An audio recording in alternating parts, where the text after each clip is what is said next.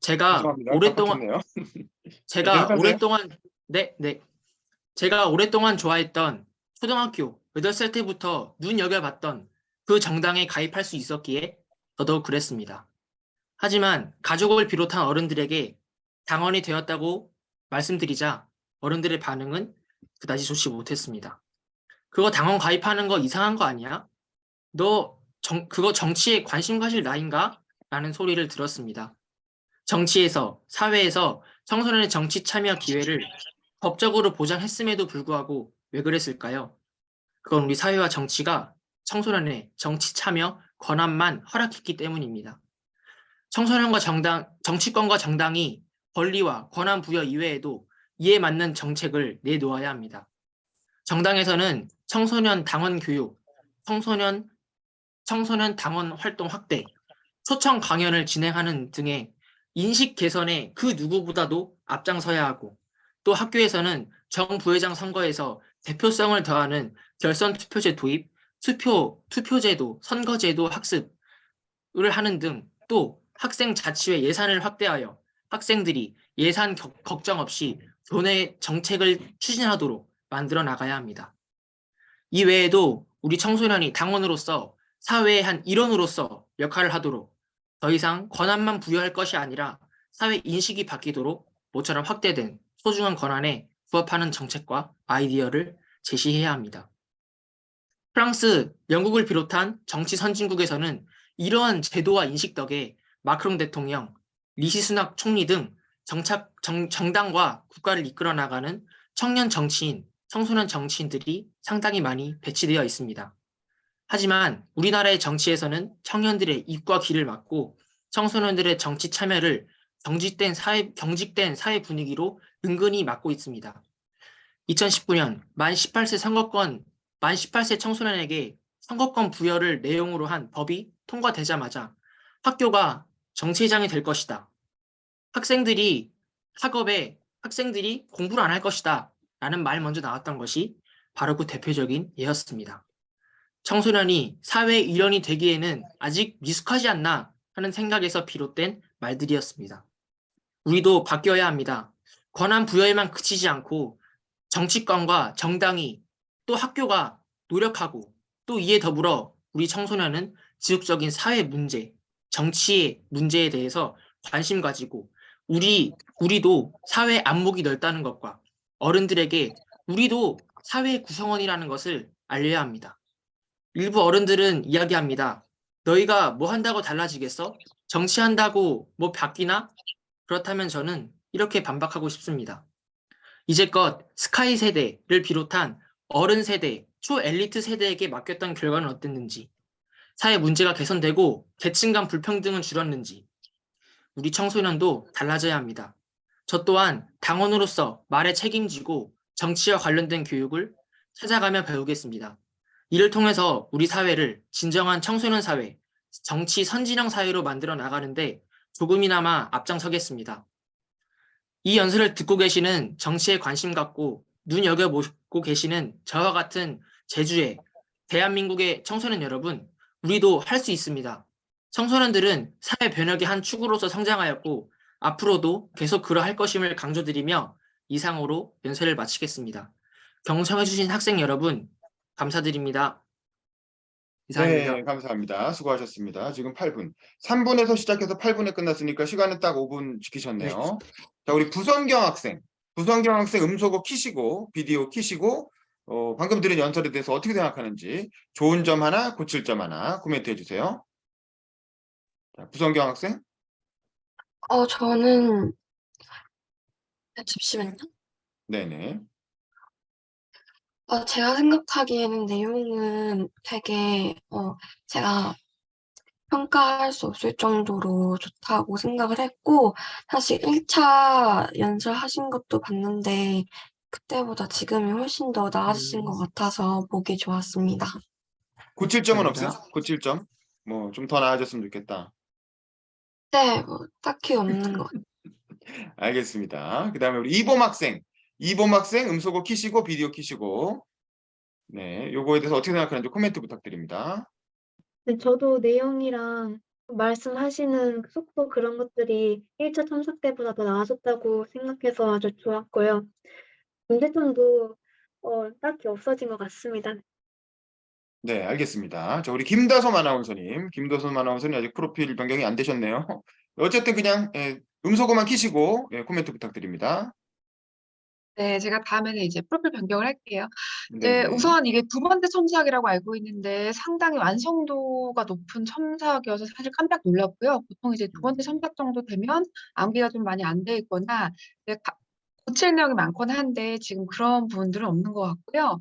이제 본인이 굉장히 좋은 주제로 좋은 예시를 들어주셨는데 선진국에서는 그러면 구체적으로 이런 청소년의 투표권 행사에 대해서 구체적으로 어떻게 진행되고 있는지 이 예시를 조금 더 자세하게 넣어주시면 좋을 것 같아요. 네. 마크롱 대통령 같은 정치인도 있다라고 했는데 그렇다면 프랑스에서는 청소년들 어떤 식으로 구체적으로 투표권을 행사하고 그들이 정치를 어떻게 연대를 하고 내가 봤을 때는 이제 우리 친구들이 SNS 세대잖아요. SNS 내에서도 정치를 잘 활용하고 있는 그런 방법들이 있을 것 같아요. 혹은 우리나라 커뮤니티 내에서 정치에 대한 토론이나 토의라든지 이런 투표권 참여에 대해서 뭐 열띤 현장이 있었다든지 현재 우리나라에서 이 투표권이 시행되고 나서 학생들의 반응은 어떤지 지금 반응이 대부분 다 어른들 반응이잖아요. 아, 니네가 뭐 그래가지고 뭐 공부하겠니? 뭐 이러는 거잖아요. 네. 그런 부분을 그렇다면 그때 당시 우리 청소년들은 어떻게 받아들였는지, 그리고 지금 우리 청소년들은 어떻게 받아들이고 있는지. 사실은 제가 봤을 때는 저는 잘 모르겠지만 투표권 참여가 있는지 모르는 청소년들도 꽤 있을 것 같아요. 네. 그리고 그 자체에 부정적인 의견을 갖고 있는 청소년들도 있을 것 같은데 그렇다면 그런 친구들의 의견은 또 어떻게 바꿀 수 있을지 뭐 여기까지도 확장적으로 생각해 볼 수 있을 것 같고요. 만약에 그 부분이 어렵다면 적어도 해외 사례 정도는 조금 더 구체적으로 찾아보시면 굉장히 좋은 양질의 스피치가 될 것 같습니다. 그리고 네. 서로 조금 워낙 네. 지금 워낙 잘하시니까 조금만 더 추가하면 네. 그 큰 따옴표 부분 있죠. 네. 다른 사람이 말을 하는 그런 부분에서는 그냥 글을 읽듯이 그래서 니네가 하겠냐? 뭐 이런 느낌보다는 조금만 더 감정을 실어서 사람들로 하여금 아 이게 큰 따옴표라는 걸 느낄 수 있게 아 그래서 뭐 니네가 공부하겠어? 이런 이야기 자주 들었습니다. 이런 식으로 큰 아, 따옴표와 내 그림 부분에 대해서 목소리의 높낮이라든지 감정의 차이로 조금 보여주시면 조금 더 감정 호소하는 그런 스피치 될 수 있을 것 같습니다. 감사합니다. 네. 감사합니다. 자, 서재원 씨는 지난번과 발표 주제도 바뀌고 그리고 내용도 완전히 달라졌습니다. 이제 그만큼 굉장히 잘 하셨는데 저도 뭐 비슷한 아나운서님과 비슷한 생각이고요. 이 사실 청소년의 정치 참여라는 포인트는 주제는 굉장히 좋은 주제예요. 청소년 연설대전하면 항상 나오는 주제고 특히 최근에 이제 그 청소년들의 어떤 당원 가입이 허용됐기 때문에 그 이후에 상당히 뭐 많이들 이슈가 됐죠. 좋은 얘기들도 많이 나왔고 그 서재원 씨 연설의 어떤 좀 특이한 점이랄까 딱 들으면서 귀에 꽂히는 부분은 본인이 어렸을 때부터 눈여겨보고 있던 정당이 있었고 그 제도가 바뀌자 바로 정당 가입을 했다라는 거야. 이게 자기 얘기가 나온 거잖아요. 자기 얘기가 나왔기 때문에, 이 친구 봐라. 이러면서 이제 좀 더 관심을 갖고 듣게 되는 포인트가 있는 거죠. 그래서 이제 그 부분이 되게 좋았는데, 저는 구성만 약간 좀 손봤으면 좋겠어요. 중간에 뭐, 청소년 당원 교육이나 초청 강연 등을 해가지고 당원 교육에 정당이 앞장서야 되고, 학교 안에서도 정부회장 결선 투표를 도입한다든가, 선거제도에 대한 학습을 한다든가, 또 학생자치 예산을 확대한다든가, 이런 좋은 대안들을 많이 내셨잖아요. 요게 이제 너무 중간에 나오고, 이렇게 나중에 다시 또 취지가 설명되고 이러니까, 구성을 요 대안 부분이 뒤에 나오는 게 좋거든요. 그리고 대안을 그냥 이렇게 후루룩 지나가듯이 하는 게 아니라, 첫째, 뭐 정당은 이렇게 바뀌어야 됩니다. 둘째, 학교는 이렇게 바뀌어야 됩니다. 셋째, 우리 학생들은 이렇게 바뀌어야 됩니다. 뭐 이런 식으로 정확하게 대안을 정리해서 결론 부분에 뒷부분에 제시해 주시면 좋을 것 같고 그다음에 이제 그래서 나는 어떻게 하겠다. 일단 마지막에는 이제 나의 다짐이 나오는 거지. 그래서 이런 제도화해서 나는 청소년 당원으로서 어떤 활동을 하겠다. 이런 얘기 하셨지만 그걸 좀 더 자세히 설명해 주시고 그리고 마지막에 여러분도 이 연설을 듣는 여러분도 하면서 이제 여러분도 함께 뭐뭐를 해보자. 라고 예를 들면 좋아하는 정당이 있다면 가입을 해보자. 혹은 아직 가입할 연령이 안 됐다면 지금부터 정당에 관심을 가져보면 어떻겠느냐. 뭐 등등. 이제 뭐 이런 이게 필요하고 그다음에 이제 그거 있잖아요. 우리가 이런 좋은 연설이지만 이미 분량이 꽉 차서 너무 많은 내용을 넣기는 어려운데 반론 수용이 좀 들어갔으면 좋겠어요. 반론 수용. 이게 청소년 정당 가입을 허용한 거에 대해서도 그렇고 당내에서 학교 안에서 이렇게 정치 교육을 하는 거에 대한 엄청난 그 우려들이 있잖아요. 그 우려는 뭐 꼰대들의 잘못된 생각일 수도 있지만 정당한 우려일 수도 있거든요. 이제 그런 그 반론에 대해서는 또 어떻게 반박을 할 건지. 예, 이제 그거에 대한 어떤 서재원 씨의 생각도 좀 듣고 싶고. 그다음에 이제 다른 학생들도 다 해당되는 얘기인데 이 연설 대회는 제주 청소년 연설 대회예요. 그래서 제주라는 포인트가 좀 강조되면 좋아요. 이건 지금 서재원 씨 연설은 그냥 일반적인 대한민국 청소년 연설대회에 나와서 해도 아무 상관없을 만한 내용의 연설이거든요. 근데 이왕이면 제주도에서 주최하는 연설 대전이고 본선 때는 또 제주도 현장에서 하니까 뭔가 제주라고 하는 지역적 특성을 조금 강조해주면 좋지 않을까 싶고 마지막에 청중을 호명할 때도 뭐 여러분 동료 청소년 여러분 이렇게만 했는데 사실 이 연설을 듣는 심사위원이나 뭐 주최 측은 국회의원도 있고 뭐 성인들도 있는 거잖아요. 그러니까 단순히 청중을 청소년으로만 한정할 게 아니라 어떤 성인과 청년 모두에게 성인과 청소년 모두에게 좀 의미 있는 메시지를 던져주셨으면 좋겠다. 뭐 그런 생각이 듭니다. 어쨌든 뭐 너무너무 잘하셨습니다. 지난번보다 아주 일취월장 하셨네요. 자, 그 다음에 전지호 학생. 전지호 학생 음소거 키시고 비디오도 키시고 자 준비되면 시작하겠습니다. 준비. 네네. 연습문을 아직 다 쓰지 않고 괜찮아요. 괜찮아요. 중후반까지만 써가지고 거기서 끊겠습니다. 네, 괜찮습니다. 준비 네. 시작. 안녕하세요. 제주 동중학교에 재학 중인 전지효라고 합니다. 우선 이렇게 연설할 기회를 주신 분들과 자리해 주신 모든 분들께 감사의 말씀드립니다. 저는 제가 영원히 어린아이일 줄 알았습니다. 빨리 어른이 되고 싶다. 빨리 대학에 가서 신나게 놀고 싶다. 어린애 주제에 미래 남편관까지 고민했던 적도 있습니다. 그런데 지금 돌이켜보면 그 빨리라는 단어가 허무맹랑한 상상이 그 조급함이 모두 나는 영원히 어린아이일 거야 라는 맹목적인 믿음에서 온 것이었습니다. 그래서 그렇게 쉽게 내 미래에 대해 이야기하고 낙관적이기만 할 수 있었죠. 그렇게 꿈을 꾸던 초등학교에 입학한 것만으로도 내가 충분히 다 큰 줄 알았던 8살 어린애는 어느새 16살이 되어 있었습니다. 그리고 저는 이제 제 미래에 대해 이야기를 꺼내는 게 어려운 나이가 되었습니다. 매일 엄마 혹은 아빠한테 신경질적으로 하는 말이 있죠. 나도 알 건 다 알아요. 반은 맞고 반은 틀린 말입니다. 어느 정도는 알긴 하지만 부모님들이나 다른 어른들이 아는 만큼은 알지 못하죠. 하지만 학생의 신분에서는 어쩌면 어른들보다 더 잘 보이는 게 있습니다. 제 어머니를 비롯해 대부분의 어른들은 너무 깊지는 않게 그저 학교 생활을 즐겁게 할 만큼만 인간관계를 형성하라고 하죠. 그러나 말처럼 쉬운 게 아닙니다. 같은 학원 애가 알고 보니 내 친구의 친구고 싸워서 별로 안 좋아하는 애가 내가 새로 사귄 친구의 5년지기일 수도 있습니다. 친구의 친구로 연결되어 있습니다. 인간관계가 아주 방대하죠. 불안정한 우리들이 감당하기에는 과분할 만큼이요. 그리고 넓은 만큼 얕은 관계라 우리는 항상 긴장해야 합니다. 질문 하나 드릴게요. 누군가를 좋아하는 게 잘못된 걸까요? 그렇다면 누군가를 좋아해서 연락을 하고 관심을 표하는 게 잘못된 걸까요? 네, 잘못 맞습니다. 우리들 세상에서는요. 물론 학생들 전부를 일반화하려는 것은 아닙니다. 하지만 우리들 중 누군가는 분명 경멸 섞인 목소리로 너 걔 좋아하냐? 라고 묻기도 하고 그 애한테 말이라도 걸면 피식거리며 매서운 눈초리로 힐끗거리기도 합니다. 그 애한테 여자친구가 생기기라도 하는 날에는 전교생의 동정심과 비웃은 어린 시선을 온몸에 받아내야 하죠. 다른 것들도 별반 다를 건 없습니다. 학생들의 인권 보장 때문에 학교에서는 성적표를 붙이지 않는데요. 그거 다 쓸모없는 짓입니다. 누가 몇 점을 맞았다더라, 누가 전교 1등이다라더라 하는 소리는 시험이 끝나기도 전에 스멀스멀 피어오르기 시작합니다. 저도 첫 시험에서 딱 한 문제로 올백을 놓쳐서 울었던 적이 있는데요. 그걸 다른 학교 애가 알고 있더라고요. 어떻게 알았냐니까 친구한테 들었대요. 그것도 시험이 끝나고 몇 시간 만에요. 그 파급력이 어느 정도인지 이 정도면 감이 오실 거라고 생각합니다. 말이 길어져 줄이겠습니다만 학생들을 괴롭히는 것들은 수도 없이 많습니다. 시험만 해도 1년에 4번이나 있고 고등학교에 입학하면 아마 훨씬 많아지겠죠.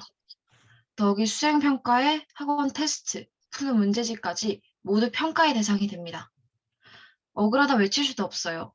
우리들은 모두 아닌 척하면서 서로가 서로를 평가하고 판단하고 있으니까요. 저도 예외라고 할 수는 없습니다. 씁쓸한 일이죠. 어찌된 내가 쟤보다는 잘해야 더 좋은 대학을 갈 수 있다는 건 아주 잘 알고 있습니다. 이런 막막한, 어쩌면 암담한 상황에서 제가 버릇처럼 중얼거리던 말은 10년 전으로 돌아가고 싶다였습니다. 앞서 말씀드렸듯이 그때는 미래에 대해 꿈꿀 수 있었으니까요. 청소년들을 가로막고 붙잡는 수많은 성장통들에게서 자유로웠습니다. 정확하게 말하자면 저는 긍정적인 마인드를 되찾고 싶었습니다.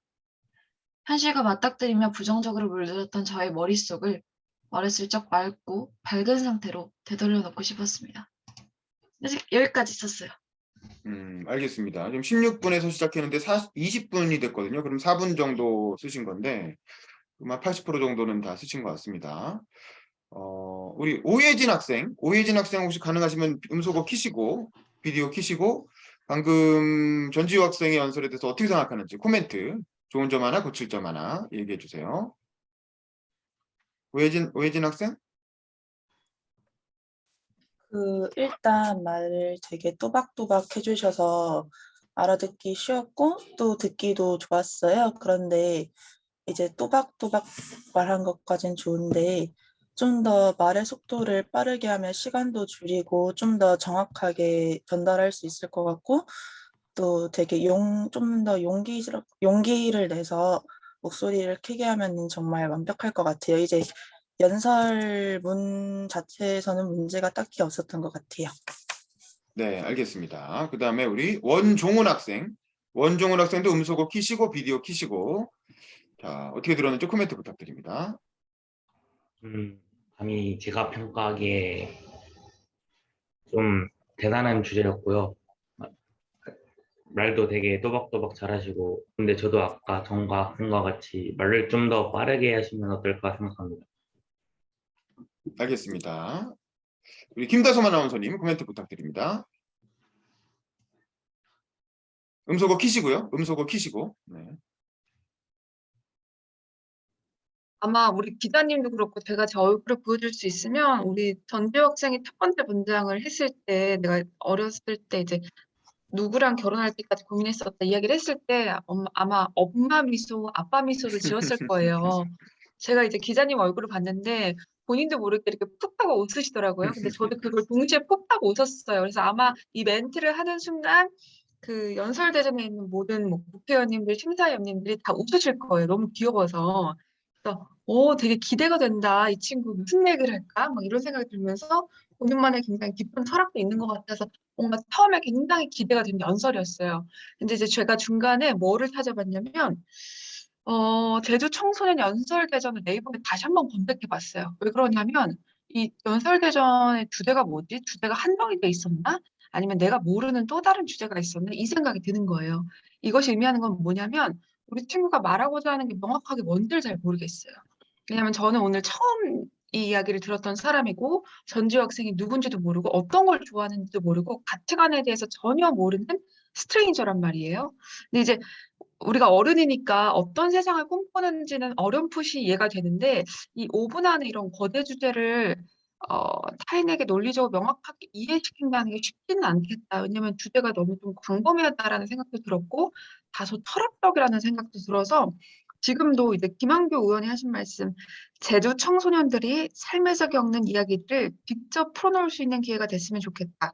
청소년들이 꿈꾸는 세상을 만들기 위해 끊임없이 소통하며 노력하겠다라고 밝혔다라는 기사를 읽었는데 우리 제주 청소년들이 삶에서 겪는 이야기는 들어가 있는데 청소년들이 꿈꾸는 세상을 만들기 위해서 어른들이 어떤 노력을 해야 되고 그리고 청소년들이 현재 어떤 노력을 하고 있는지에 대한 이야기는 없는 것 같아요. 이게 약간 아주 예쁜 글로 쓴 에세이집 같다라는 느낌이 드는 거예요. 우리 앞선 친구는 내가 어렸을 때부터 정당 활동에 관심이 있었고 이런 부분들을 개선해 나가고 싶고 이렇게 사람들이 바뀌었으면 좋겠다. 이런 확실한 메시지가 있잖아요. 우리 친구는 거의 이야기의 80% 정도가 탔는데 그런 부분이 없어서 아마 이런 거를 내용을 한 반 이상, 절반 이상 팍 줄이고 혹은 주제를 조금 더 국소적으로 잡고 아주 쉬운 걸로 잡고 지금 이거가 한 것 중에서 뭐 소통의 부재라든지 뭐 이렇게 해서 조금 명확하게 잡거나 아니면 자기가 이렇게 스토리텔링 하는 이런 부분이 있잖아요.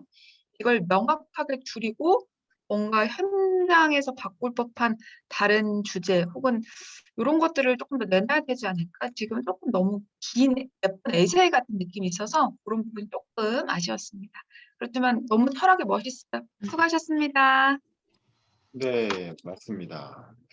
저도 비슷한 생각이고 너무 좋은 글인데 너무 좋은 글이고 또 그것도 상당히 많이 외웠어요. 그래서 이제 그걸 이 시청자와 눈을 마주치면서 얘기할 수 있는 능력까지 갖추신 것 같아서 대단하다라는 생각이 드는데 근데 이제 뭐 무슨 얘기를 하려는 거지? 이게 잘 모르겠어.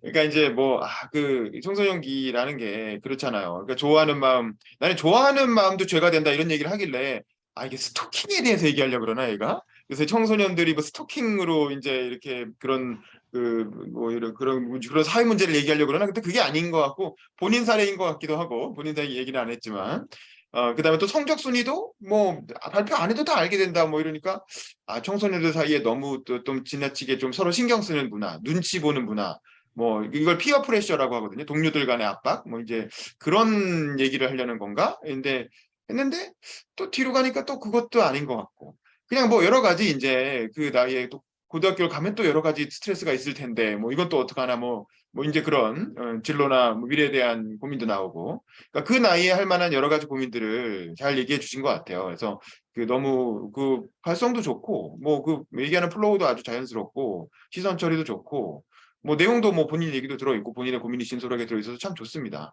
근데 이제 우리가 이제 좋은 얘기하는 대회가 아니잖아요. 이거 덕담 대회가 아니고 고민 나눔 상담 대회가 아니거든요. 연설 대회이기 때문에 연설이라는 건 청중을 설득하는 말하기예요. 그래서 내가 도대체 뭘 설득할 것인가? 내가 이 연설을 통해서 청중들한테 뭘 같이 해보자고 제안을 해야 되는 거야. 이 연설을 듣는 동료 청소년들이든 제주도에 아니면 성인들이든 심사위원들이든 이 얘기 듣고 나랑 같이 이거 한번 해봅시다. 이 얘기가 사실 연설인 거거든. 그 메시지를 찾는 게 중요할 것 같아요. 그러니까 좋은 글감은 많이 갖고 있어. 좋은 소재는 이미 많이 갖고 계시고 그 중에서 나는 정말 내 이야기를 듣는 청중들한테 무슨 얘기를 하고 싶은 건가? 어떤 행동을 함께 하자고 제안하고 싶은 건가? 그걸 한번 잘 고민을 해보시고 그게 제도의 변화든 아니 우리 스스로의 마음가짐을 바꾸자는 거든 아니면 작은 봉사이든 어떤 그 좋은 선한 영향력을 미칠 수 있는 작은 실천이든 뭐든 한번 그걸 잘 녹여내서 그 한마디를 한번 그 한 문장을 만들어 보세요. 그 한 문장을 만들고 그걸 중심으로 연설문을 다시 한번 구성해 보자. 그러면 굉장히 좋은 연설을 하실 만한 자질은 충분히 갖고 있다. 이제 그런 걸 확인할 수 있었습니다. 네, 수고하셨고요. 자, 그다음에 우리 황중모 학생 얘기 들어볼까요? 자, 음소거 키시고 비디오 키시고. 자, 준비. 시작. 여러분, 싸움을 부추기며 웃는 사람을 보셨습니까? 그들은 사람이 밟히고 압사당하는 모습들을 따라하며 웃습니다. 그들은 가스실에서 죽은 수많은 사람들을 따라하며 웃습니다. 그들은 제 친구들입니다. 여러분 주위에 이런 사람들이 있었다면 어땠을 것 같나요? 저는 이태원 사건과 홀로코스트를 유의 삼는 친구들을 보며 지독한 회의감을 느꼈습니다. 그러나 저의 인간성이 결여된 것 같은 친구들은 진지하게 꿈을 이야기하는 사람, 존중하고 칭찬하는 사람, 감정을 배려하는 사람들이었습니다. 그래서 저는 생각을 했습니다. 어째서 이런 사람들이 그런 부도덕한 행동을 하는 걸까? 해결 방안은 없을까? 고민 끝에 저는 개인이 억압당하고 성찰하는 이성이 쇠퇴해버렸다는 사실을 알아냈습니다.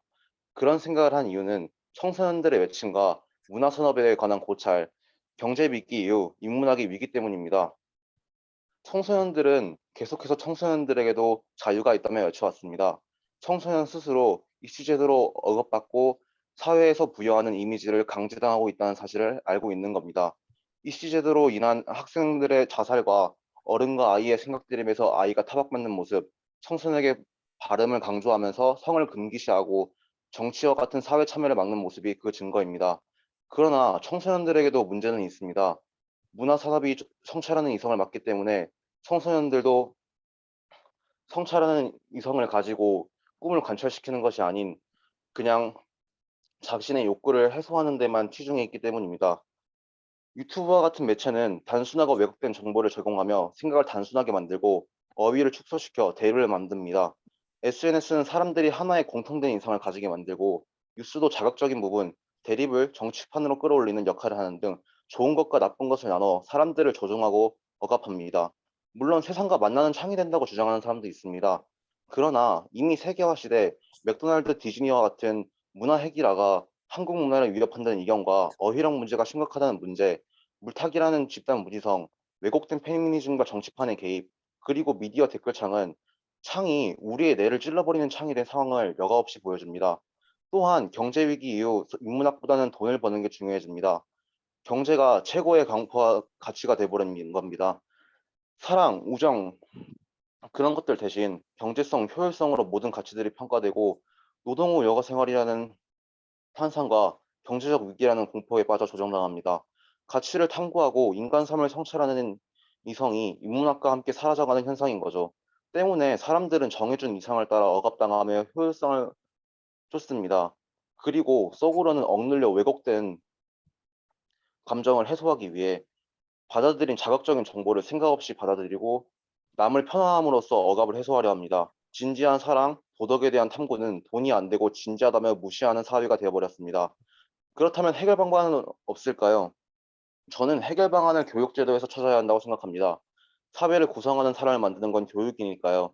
제 친구들은 존중과 칭찬 그리고 꿈이 남아 있었습니다. 그러나 사회는 계속해서 사람들을 효율성과 제시해주는 것만 따르는 도구적 이성으로 끌고 갑니다. 그래서 저는 어린 시절 제가 성찰하는 이성을 배운 방법과 새롭게 시도하고자 하는 방법을 제시하면서 교육제도 개선안 제시로 마무리하려 합니다.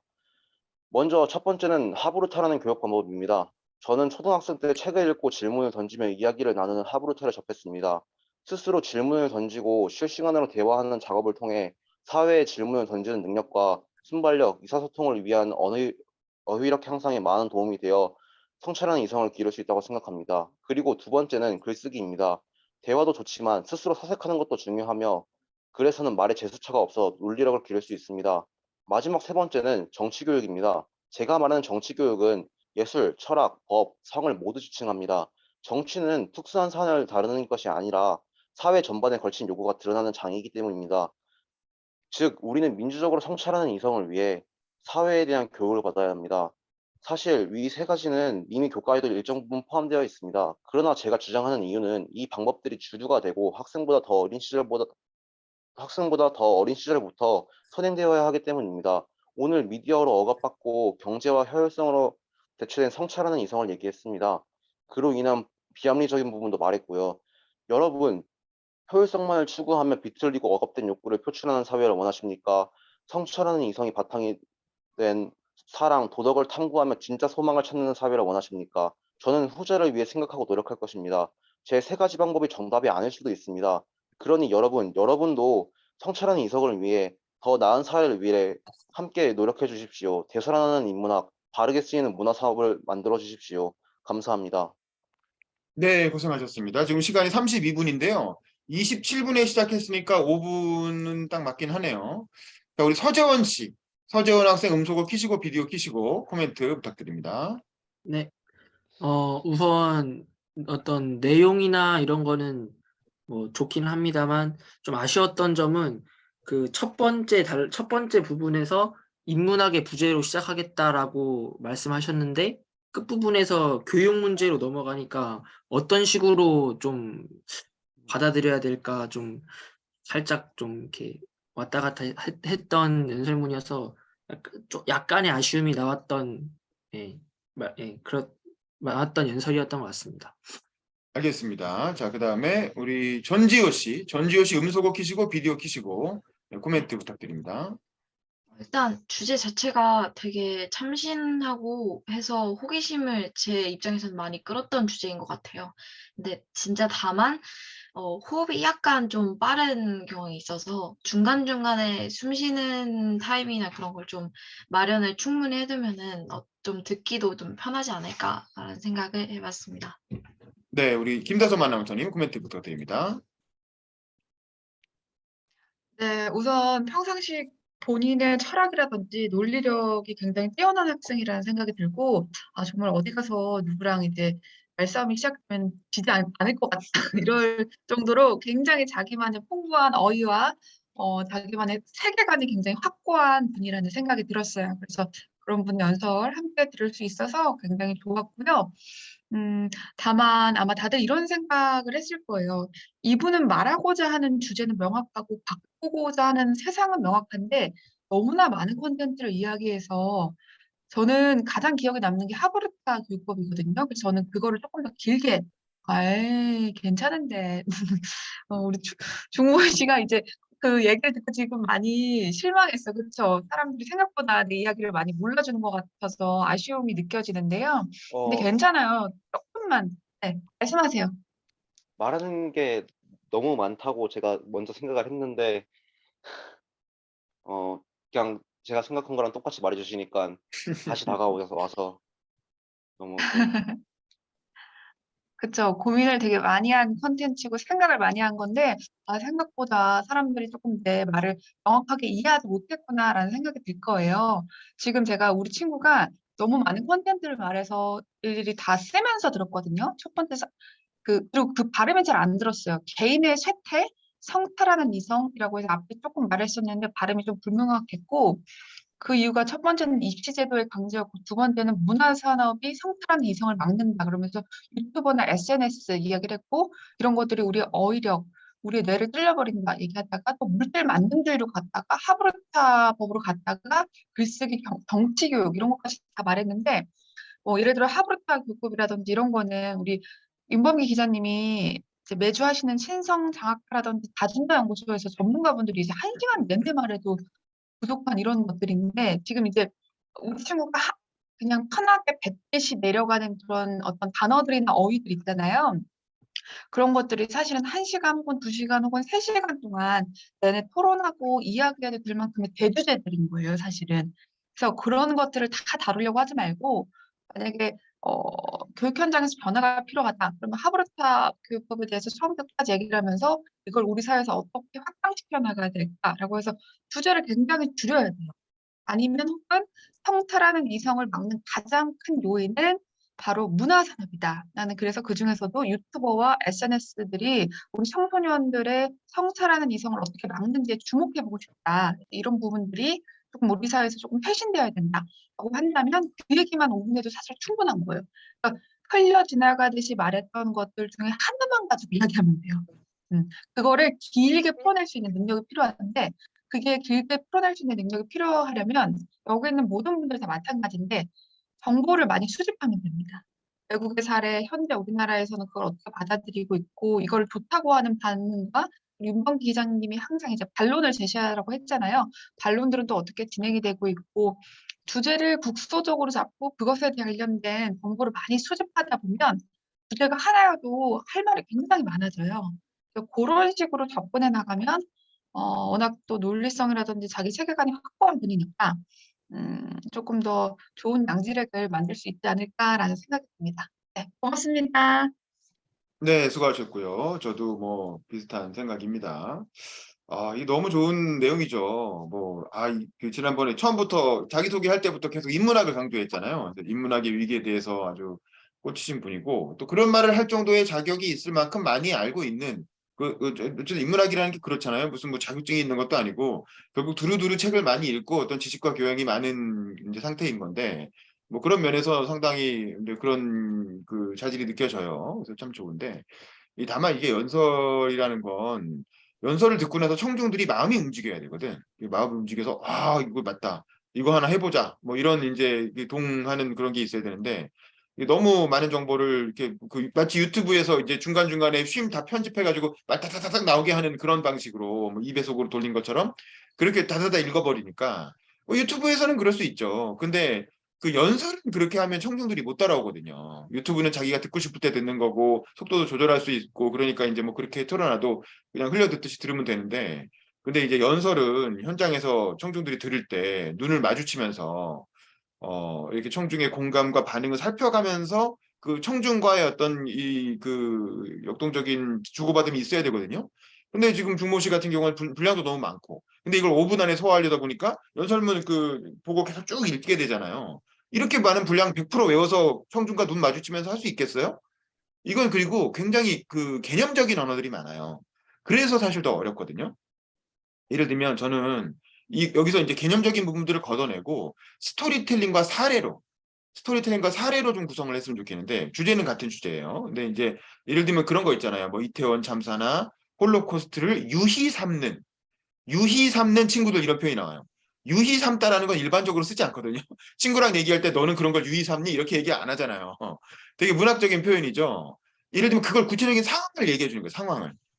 어떤 친구가 한 말을 직접 인용을 해가지고 뭐 이렇게 뭐 이태원 참사에서 깔려 죽었잖아요. 물론 끔찍한 얘기겠지. 근데 이제 그걸 그 상황과 분리해서 들으면 굉장히 끔찍한 얘기일 수 있는데, 어쨌든 뭐 그런 상황을 이제 이렇게 우스갯소리로 삼는 상황을 직접 이렇게 보여줌으로써 와, 어떻게, 근데 이제 대한민국의 제주도에 사는 중학생들이 실제로 한 말들인 거죠. 아니, 어떻게 저런 말을 할 수 있지 싶은데, 그 친구들이 사실은 그렇게 저의 인간성이 결여된 것 같은 친구들, 이런 표현도 있는데 너무 이게 막 묶여 있으니까 인간성이 결여된 것 같지만 사실은 또 나름대로의 양심도 있고 분별력도 있고 또 다른 면에서는 굉장히 정상적인 친구들이잖아요. 근데 그런 또 사례도 보여주는 거야.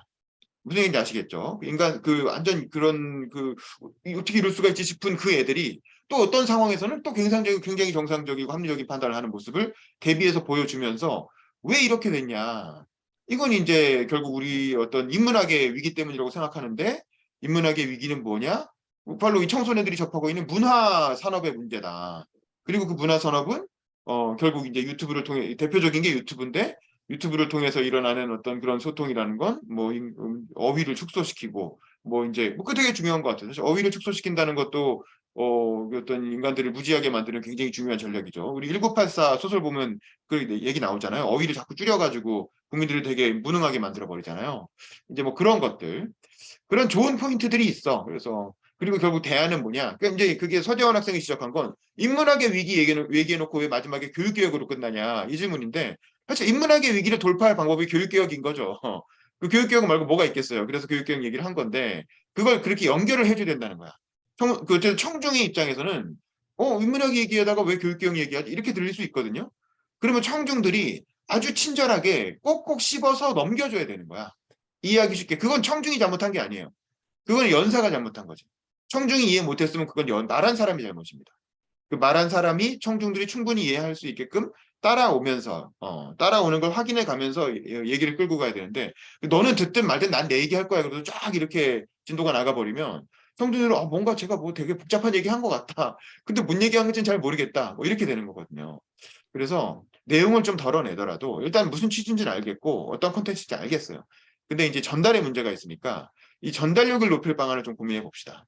그래서 아까 말한 것들처럼 좀 더 구체적인 사례 위주로, 에피소드 위주로 그렇게 설득을 좀 설명을 해주시고, 그래서 이제 그런 문학적인 표현보다는 조금 더 이렇게 청중들이 공감할 수 있는 스토리텔링을 어떻게 끌고 갈 것인가. 그래서 결국에는 뭐야, 성찰하는 이성을 가진 청소년 교육을 하자, 뭐 이런 얘기잖아요. 예, 그 성찰하는 이성을 가진 청소년이 될 수 있게끔 교육을 바꿔달라.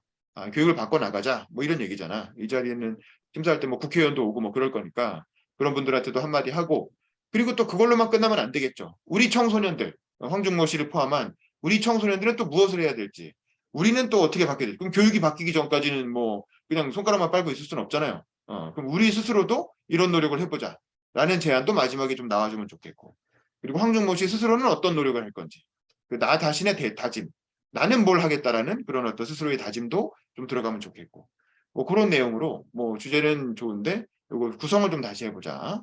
네, 그런 말씀을 드리고 싶습니다. 어쨌든 고생 많이 하셨고요. 그 다음에 수고하셨습니다.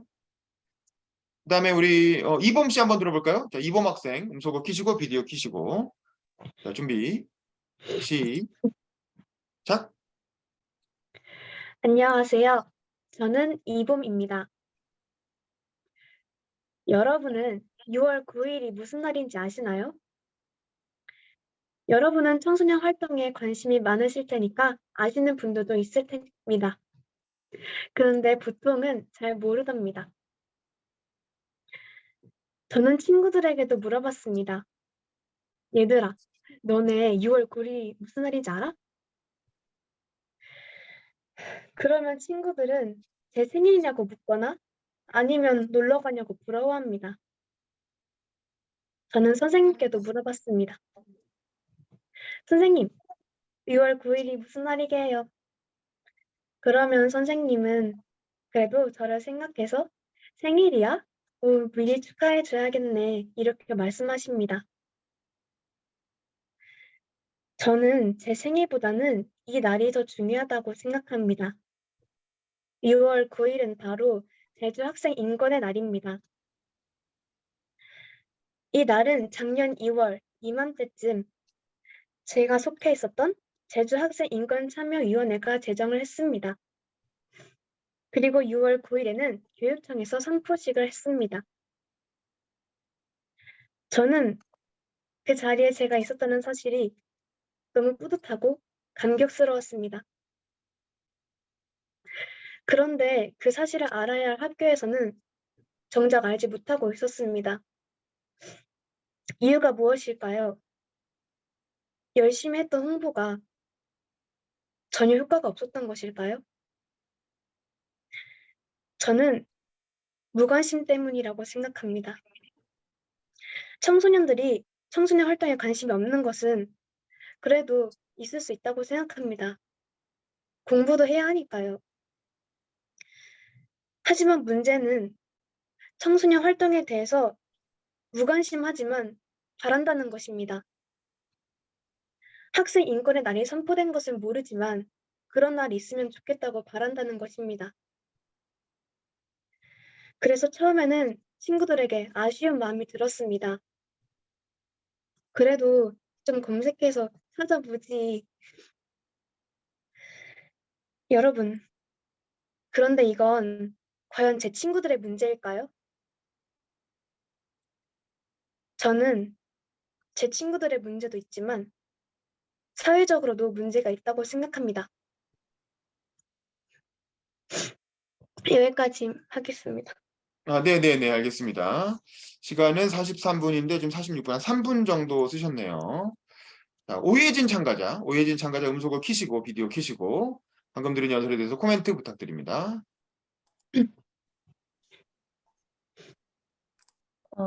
주제도 되게 좋았고 말도 깔끔하게 잘해서 이해하기 쉬웠는데 이거를 되게 뭐라 해야 되지? 말투 문제라고 해야 되나? 되게 중간에 숨을 쉴 때 살짝 텀이 좀 길거든요.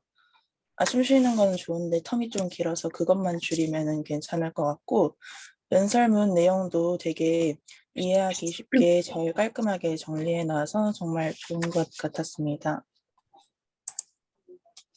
네, 감사합니다. 그다음 부선경 참가자. 부선경 씨도 음소거 키시고 비디오 키시고 코멘트 부탁드립니다.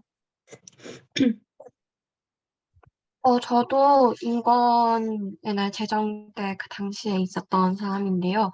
그래서 내용은 저도 정말 많이 공감하면서 들을 수 있었고, 하나 문제점은 말을 조금만 더 빠르게 하시면은 더 귀에 잘 들어올 것 같습니다. 네, 이상입니다. 네, 감사합니다. 자, 그다음에 우리 김다솜 아나운서님 코멘트 부탁드립니다. 음소거 켜주시고요. 네, 우선 우리 친구한테, 우리 이봄 씨한테 너무 감사하다는 말 하고 싶고요. 저도 6월 9일이 이런 날이 있었는지, 제주 학생 인권의 날이 있었는지 몰랐어요. 근데 덕분에 오늘 또 새로운 정보를 알게 된 것 같아서 그 부분 굉장히 감사하고요. 그리고 사실 이제 6월 9일이라고 제가 처음에 못 듣고 2월 9일이라고 계속 들었어요. 그래서 처음에 2월 9일 네이버에 검색을 했다가 안 나오길래 제주 학생 인권의 날로 검색했더니 나오는 거예요. 그래서 요거는 아마 노트북이어서 제 노트북 사양 때문에 잘 안 들릴 수도 있었다고는 생각을 합니다. 그래서 그 부분 조금 참고해 주시면 좋을 것 같고요. 그리고 이제 제주 학생 인권의 날 쳐보니까 2022년 6월에 제정됐네요. 만들어진 지 얼마 안 된 거죠. 네. 그래서 요 부분은 사실 한 6개월, 8개월 이렇게밖에 안 돼서 사람들이 충분히 모를 수 있겠다라는 생각이 들더라고요, 우선은. 그래서 그 부분은 처음에는 되게 공감을 했다가 6개월, 8개월이면 아직 모를 법한데? 라는 생각도 사실 조금 스치긴 했어요. 너무나 새로우니까. 그런데 이 부분이 이제 분량을 채우는 게 조금 어려움을 느끼잖아요. 주제는 이대로 가도 될 것 같은데 제주 학생 인권의 날을 네이버에 검색하니까 같이 상단에 블로그에 노출된 것이 뭐냐면 학생 인권을 침해당한 제주여고 졸업생들 교장에게 사과를 촉구한다라는 이 블로그 글도 같이 노출돼 있어요. 그래서 제주 학생 인권의 날을 치면 이 기사가 동시에 같이 여러 개가 굉장히 많이 뜨더라고요.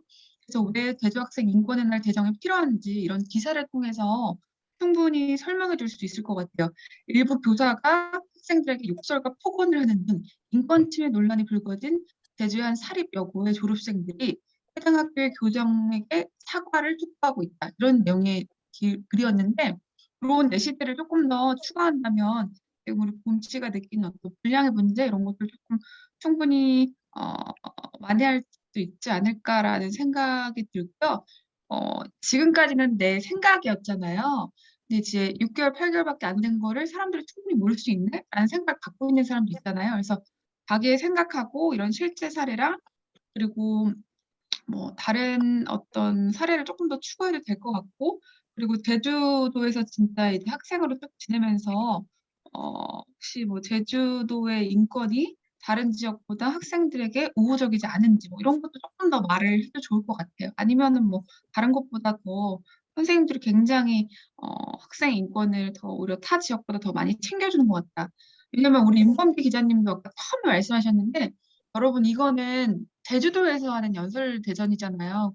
제주 지역에 국한된 내용을 조금 더 하면 좋을 것 같고 다만 우리 봄 씨가 그런 측면에서 어느 누구보다 가장 제주도 청소년에 가까운 주제를 뽑았다고 생각을 해요. 왜냐면 제주도에서 일어난 지 얼마 안 된 정말 시의성 있는 주제를 뽑았으니까. 그래서 이런 부분을 다른 친구들도 조금 더 배울 수 있으면 좋을 것 같아요. 제주도에 굉장히 맞는 그런 주제고 아마 지역 국회의원들 분도 이런 주제를 더 좋아하시지 않을까라는 생각이 듭니다. 네, 굉장히 감사합니다. 네, 저도 아까 말씀하신 제주여고 그 사건에 대해서 저도 제주 여중이라 가지고 바로 앞에서 일어난 일이라서 알고 있었는데요. 네, 그런 내용도 들어갔으면 저도 좋을 것 같습니다. 네, 감사합니다. 주제가 너무 좋아요. 감사합니다. 네, 마찬가지입니다. 이봄 씨가 이 연설을 하다가 중간에 울컥하고 뭐 이러는 것도 좀 보였는데 뭔가 있겠죠? 얘기 안 한 게 뭔가 있어. 이 과정에서 뭔가 이렇게 본인의 어떤 직접 경험이 있었겠죠. 근데 이제 그 부분을 안 쓰고 굳이 뭐 요걸 굴이나 날짜로부터 사실 이 날짜를 아는 건 그렇게 중요한 게 아니잖아요. 왜냐면 작년에 제정된 날인데 모르는 게 당연하지. 근데 이제 그거를 이제 그 날짜를 그렇게 알아줬으면 하는 그런 어떤 아쉬움, 그런 바램을 이봄 씨가 갖고 있다는 거는 그게 그만큼 본인에게 특별하다는 거고 이게 단순히 뭐 내가 위원회 활동을 해서가 아니라 이 그 제주인권 참여 제주인권의 날 학생인권이라고 하는 부분에 대해서 본인 스스로의 어떤 뭐가 있을 것 같은데 그거를 뭐 연설에서 뭐 꼭 굳이 다 뭐 밝히고 뭐 내가 뭐 이러려는 건 아닙니다. 그거는 본인의 선택이에요. 본인이 감당할 수 있을 때 얘기하면 되는 거고 그렇지 않으면 평생 그냥 비밀로 가져가도 되고 그건 뭐 각자 알아서 하실 문제고 역대 연설대전에서 그런 걸 이제 밝힌 친구도 있고 안 밝힌 친구도 있었지만 그건 뭐 본인의 선택이니까 우리가 뭐 할 수는 없고 다만 이제 그거를 이제 어쨌든 청중들이 이렇게 좀 더 그냥 그 제주 학생 인권의 나를 알든 모르든 그게 뭐 그렇게 중요해라고 생각하는 청중들에게 왜 학생 인권인지 학생 인권인 거잖아요. 결국 학생 인권이 중요하기 때문에 그 얘기를 한 거잖아요. 그 날짜가 중요한 이유도 왜 학생 인권이라는 게 우리가 이렇게 관심을 가져야 할 주제인지를 좀 더 공감할 수 있는 어떤 사례와 에피소드로 그게 이제 결국에는 제주고등학교 제주여고 그 학생들 얘기가 나오게 되겠죠. 그걸 또 같은 학교의 어떤 중학생으로서 지켜봤던 어떤 후배로서의 뭐 직접 경험도 있을 수 있고요. 뭐 블라블라. 그거는 뭐 어차피 남 얘기 지켜본 거니까 조금 더 편하게 얘기할 수는 있겠죠. 뭐 그렇고 또 하나 이걸 좀 시의성 있게 연결시키면 어차피 이건 제주 학생의 날이니까 제주라는 건 확보했고 요즘 서울에서 서울시 학생인권조례 폐지하려고 하고 있는 거 알죠? 제주는 기껏 작년에 학생인권의 날을 제정했는데 서울은 오히려 있는 인권조례를 지금 폐지하려고 하고 있단 말이야. 시장이 바뀌고 시의회가 바뀌니까 정권 바뀌니까 그 부분에 대해서도 한번 코멘트를 하면 이 주제가 제주의 목소리가 전국으로 간다 뭐 이런 컨셉이잖아요. 그래서 요 얘기를 어떤 서울에 있는 어떤 그 학생인권조례를 폐지하려고 하는 서울에 있는 정치인들한테도 한마디 하는 계기로 삼을 수도 있지 않을까. 그러면 연설이 확 넓어지는 거죠. 그래서 전국으로까지 이렇게 제주에서 시작했지만 전국까지 커버하는 연설이 되는 거죠. 그런 부분도 한번 고민해 보시고 아직 분량이 좀 남아 있으니까 그걸 어떻게 살릴지 그것도 한번 생각해 보셨으면 좋겠습니다. 고생하셨습니다. 너무 좋은 감사합니다. 연설이 될 것 같습니다. 자, 그다음에 우리 오예진 씨 한번 해볼까요? 자, 오예진 씨 음소거 키시고 비디오 키시고 네, 준비한 내용 발표 부탁드립니다. 준비 시작. 안녕하세요. 저는 청소년 연설 대전에 참가한 오예진이라고 합니다. 저는 사회의 사각지대에 놓여진 다문화 가정 자녀에 대한 이야기를 해보려고 합니다. 제주 청소년 연설 대전에서 왜 뜬금없이 다문화 가정 얘기냐고요? 최근 제주 지역 다문화 학생이 5년 새에 무려 2배나 늘어났기 때문입니다. 다문화 가정이 계속 늘어나고 있음에도 다문화 가정을 위한 노력들은 한없이 부족합니다. 그래서 전 다문화 가정에 관심을 가지고 이번 연설 대전에서 더 나은 환경을 만들기 위해 연설하도록 하겠습니다. 여러분은 특수한 이름으로 불리는 경험을 해보셨나요? 예를 들면 혼혈인, 다문화 가정 같은 말이요. 서로 다른 국적 또는 문화의 사람이 만나 구성된 가정을 다문화 가정이라고 부르는데 왜 이런 이름이 붙는 것일까요? 그냥 평범한 가정으로 불릴 수는 없는 걸까요? 이렇게 특별한 이름 덕분에 이들은 사회에서 관심이 필요한 상징적 아이콘으로 분류가 됩니다. 다문화 가정이란 이름은 도움과 관심을 받기 위해 생긴 이름이지만 아직도 이에 대한 편견이 줄어들지 않고 있습니다. 언제쯤이면 이들은 아무런 편견 없이 대하는 사회가 될까요? 특별한 이름, 특별한 기후, 특별한 울타리를 만들어 놓는 순간 이들은 평범하게 생활할 수 없게 됩니다. 제가 초등학교에 다닐 때 저희 학교에 인도네시아 외국인 근로자 중도입국 자녀가 오게 되면서 이들에 대해 관심을 가지게 되었습니다. 피부가 까만 이 학생은 한국어를 잘 몰라 대화할 상대가 없어 늘 혼자였고 친구가 없어 외로워 보였습니다. 하지만 영어 실력은 우리 학교 최상이었던 것 같습니다. 작년 전국 다문화 실태조사 결과 다문화 가족 자녀가 차별받는 대상은 친구가 64%나 되었습니다. 특히 학교에서 차별이 많이 이루어진 것으로 보였습니다. 실제로 다문화 가족 자녀들이 처음엔 가벼운 차별이나 놀림을 받다가 결국 왕따가 되는 게 대다수였습니다. 저는 국적과 피부색이 다르다고 차별하는 미성숙한 태도들이 근절되었으면 합니다. 다문화 가정 자녀라는 이유만으로 차별받고 왕따당하는 일이 없어야만 합니다. 다문화 가정은 한국의 미래 자산입니다. 하지만 다문화 가족 자녀들의 장점이다 특기라고 할 수 있는 이중언어 교육이 현재 잘 이루어지지 않고 있습니다. 다문화 가정은 말 그대로 많은 문화, 우리나라의 문화와는 또 다른 문화를 가지고 있습니다. 이러한 특징은 우리나라를 발전시킬 수 있습니다. 다른 나라의 문화를 수용하고 이해하면 우리나라의 문화가 더욱 풍요로워질 수 있다고 생각합니다. 예로부터 다문화 가정의 인식을 바꾸려는 노력은 꾸준히 있었습니다. 하지만 그 노력들이 전부 다 보답을 받는다는 것은 힘든 일이었습니다. 아직도 다문화 가정의 인식은 바뀌지 않은 게 대부분입니다. 여기까지 적었어요. 네, 알겠습니다. 시간이 54분인데 57분까지 왔으니까 3분 정도 쓰셨네요. 자, 우리 황중모 학생 음소거 키시고 코멘트 좋은 점 하나 고칠 점 하나 얘기해 주세요.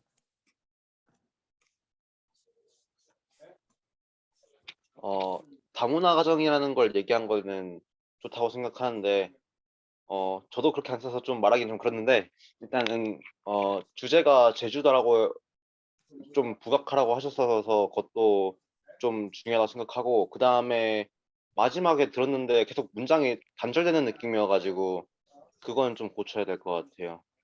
이 정도. 네, 알겠습니다. 다음 부성경 학생 음소거 키시고 비디오 키시고 코멘트 부탁드립니다. 내용 자체는 되게 재밌게 들었던 것 같고, 만약 이게 연설 내용이 다 완성돼서 풀 버전을 들으면 더 재밌을 것 같다는 생각이 들어서 기대가 됐습니다. 네, 알겠습니다. 자, 우리 김다솜 아나운서님 코멘트 부탁드립니다. 우선 다문화 가정의 이야기는 정말 스테디셀러 같은 주제인 것 같아요. 어느 연설에서도 또 어떤 지역에서도 참 되게 중요한 이야기고 우리가 어디선가 다문화 가정에 대한 어떤 토크쇼, 어떤 연설 이런 것들을 꾸준하게 들어왔지만 그럼에도 불구하고 항상 저는 언급해 줘야 될 주제 중에 하나라고 생각을 하거든요. 특히나 교육 현장에서. 주제 선정을 굉장히 잘했다라는 생각이 들었고요. 다만 이 다문화 가정이 어떻게 이제 사회에서 받아들여지고 있는지란 이런 서사에 대한 내용이 좀 긴 것 같아요. 실질적으로 이분들을 위한 정책이 어떻게 진행되고 있는지 조금 더 조사해 보면 좋을 것 같은데, 네이버에 제주도 다문화 가정이라고 검색을 하니까 2022년 1월에 이런 기사가 나왔어요. 제주도 교육청에서 다문화 가정 학생을 위한 가정통신문 3개 언어를 번역해서 제공하기로 했다라고 했는데, 이게 아쉽게도 4개 초등학교를 선정해서 시범적으로 2022년에 진행이 됐대요. 그래서 베트남어, 중국어, 일본어 등 3개 언어로 번역해서 제공을 했다고 하는데, 예를 들어서 이런 노력들, 근데 실제로 제주도청에서 이렇게 노력을 하고 있잖아요. 근데 보니까 이후 다음 트랙은 어떻게 됐나 찾아보니까 이게 확산되지는 못한 것 같아요. 아마 반응이 좋지 않았거나 뭐 예산이 없었거나 뭐 그렇겠죠. 이런 식으로 이제 보여주기 식으로 한번 시행이 되고 사라지는 수많은 다문화 가정들을 위한 어떤 정책들을 한번 찾아봐도 좀 좋을 것 같고요. 이 기사를 보니까 그것뿐만 아니라 이와 함께 퇴직 교원을 활용해서 다문화 가정을 대상으로 친정 부모 멘토링 제도도 뭐 실시한다. 그래서 뭐 이제 퇴직 교원이 다문화 가정 학생을 가르쳐 주는 뭐 이런 식의 교육도 제도도 있었다고 하더라고요. 근데 이것도 역시 지속성이 없었던 것 같아요. 그래서 제주도청에서도 굉장히 다양한 노력을 하고 있는데 왜 지속되지 않을까? 그리고 우리 예진 씨가 봤을 때, 이 정도는 정말 조금 상용화가 많이 되고 확대가 많이 되면 정말 다문화 가정 학생들한테 좋을 것 같은데, 왜냐면 내가 학생이니까 사실 어른들 머릿속에서 나온 제도보다 훨씬 더 이 부분에 있어서는 확산성이 있었으면 좋겠는데라는 어떤 제도들이 있을 거 아니에요. 그리고 실제로 뭐 그런 친구들도 봤을 거고. 그래서 이런 것들이 실질적으로 확대되지 못한 게 아쉽다. 왜냐면 아마 이런 제도를 매년 이제 시범적으로 보여주기 식으로 또 할 거고, 근데 그중에서는 아마 시행되지 않는 게 99% 정도 되겠죠? 그런 것들을 한번 찾아봐도 좋을 것 같아요. 지금은 다문화 과정의 학생들이 우리 사회에서 어떤 대우를 받고 있는지에 대한 서사에 대한 얘기가 조금 길고, 팩트 체크라든지 이런 부분이 조금 부족하지 않나라는 아쉬움이 들어서 그런 부분만 조금 더 체크하면 좋을 것 같습니다. 그리고 아무래도 이제 이런 부분들 내용이 다 보완이 되고 나면 결국 우리 윤범 기자님께서 말씀하신 대로 결국 설득이거든요. 설득이 되려면 목소리에 감정이 조금 더 담겨져 있어야 돼요. 그래서 아직은 감정까지 담기긴 어렵겠지만 본인이 강조하고 싶은 단어를 뭐 강하게 말한다든지 그 부분의 톤을 조금 높인다든지 해서 이렇게 톤이 한 톤으로 쭉 가게 되면 AI 아나운서 같이 들려요. 그래서 톤의 높낮이를 조금 조절한다든지 이런 부분도 나중에 조금 완성됐을 때 신경 써보면 좋을 것 같습니다. 네, 예진 씨 감사해요. 네, 감사합니다. 네, 수고하셨습니다. 저도 코멘트를 좀 해드리자면, 기본적으로 주제도 좋고, 고민을 많이 하신 것 같아요. 근데 이제 그 도입부에 이 다문화 가정 연설을 하겠다라고 관심을 가진 계기가 제주 지역의 다문화 가족이 5년 새 2배나 뭐 늘어났다, 뭐 이런 얘기가 나와요. 근데 5배나 2배나 늘었기 때문에 관심을 가졌을까? 뭐 이건 잘 모르겠고, 그 주변에 다문화 사람들이 많아 보이는 거, 외국인들이 많아 보이는 게 이제 계기가 됐겠죠. 그리고 또 중간에 다문화 가정이란 말이 오히려 차별과 뭐 이런 걸 만들어내는 거 아니냐라는 얘기가 나오는데, 그러면 다문화 가정이란 말을 쓰지 말자는 얘기를 하려는 건가? 근데 그것도 아니에요. 앞부분에 그 얘기 잠깐 나오고 뒤는 또 다른 얘기들이 나오더라고요. 그래서 이제 그 부분도 약간 좀 애매했다. 그 결론은 이제 결국에는 하고 싶은 얘기는 학교에서 이루어지는 다문화 그 학생들에 대한 차별 문제, 그 소소한 차별이 결국에는 왕따로 이어지게 되는, 왜 그럴까 생각해 보니까 결국에는 이중 언어 교육이 제대로 안 되기 때문이고 뭐 블라블라 뭐 이런 정도까지 쓰셨는데, 일단은 잠깐 배경에서 잠깐 소음이 조금씩 들리더라고요. 그거는 지금은 첨삭 때는 상관없는데 나중에 예선을 실제로 할 때는 뭐 그런 게 들어오면 좀 영향을 미칠 수 있으니까 소음 안 들리게 좀 그 배경을 좀 정리를 해주시고 주변 환경을. 그 다음에 저는 좀 그게 좀 아쉬웠어요. 그러니까 오혜진 씨가 직접 만난 거 아니야. 갔더니 그 동남아에서 온 친구라 그랬나요? 인도네시아? 어쨌든 좀 얼굴이 까무잡잡한 그 친구를 만났잖아요. 태어나서 처음으로 학교에서 나와 피부색이 다른 그 친구를 만났을 때 느꼈던 그 충격, 그 어떤 놀라움, 그 생경함, 어색함. 근데 걔는 또 한국말을 잘 못해. 생긴 것도 다른데 한국말도 잘 못해. 근데 수업은 한국어로 이루어져. 걔는 얼마나 답답했겠어요. 근데 또 친구들은 말이 안 통하고 뭐 걔도 뭐 걔가 또 그렇다고 무슨 부침성이 있는 것도 아니고 근데 또 영어는 잘해. 그러니까 또 그런 건 또 얄밉기도 하고. 그러니까 자연스럽게 어떤 친구들 사이에서 그런 어떤 처음에 좀 거리감 두다가 나중에는 왕따를 시키게 되는 거죠. 이제 그럴 수 있다고 보거든요. 이제 그런 거를 오해진 씨는 직접 경험했기 때문에 직접 경험한 당사자로서 학생으로서 그런 상황을 좀 자세히 묘사를 해주면 오히려 도입부에 내가 만난 왜냐면 이건 다문화 학생이 만약에 다문화 학생의 말로 당사자로서 다문화 연설을 한다면 그건 뭐 두말할 나위가 없죠. 그래서 저는 사실 요 다음 연설 대회는 다문화 연설 대회를 해보려고 좀 생각 중이거든요.